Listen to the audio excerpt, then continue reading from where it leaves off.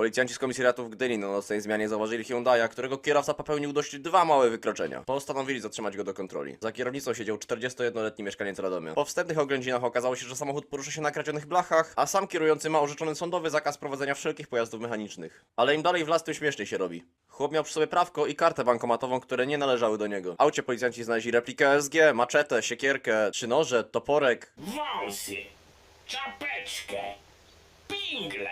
i nabitą lufę z trawą. Na to wszystko policjanci znaleźli różne przedmioty, które mogły pochodzić z kradzieży. No a sam kierujący oczywiście był nietrzeźwy, co wykazały narkotesty. Aktualnie jest objęty dozorem policyjnym i zakazem opuszczania kraju. Grozi mu do 5 lat więzienia.